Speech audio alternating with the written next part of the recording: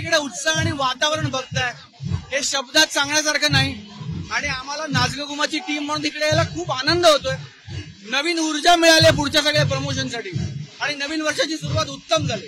यंदाचं हे कितवं वर्ष डोंबिवलीत येण्याचं? यंदाचं कितवं? हे पहिलंच वर्ष आहे माझं, कारण आतापर्यंत ठाण्यात आम्ही सगळे साजरी करतो, पण यावेळेला नाचगा घुमा या फिल्मच्या मुळे आम्ही निर्मिती केलेली आहे, मी कामही केलेलं आहे, त्यामुळे खूप मजा येते. आणि 1 मेला ही फिल्म रिलीज होते. प्लीज या सगळ्या घुमांना माझी विनंती आहे की प्लीज प्लीज तुम्ही थिएटरमध्ये जा आणि ही फिल्म बघा, तुम्हाला खूप आवडणार आहे.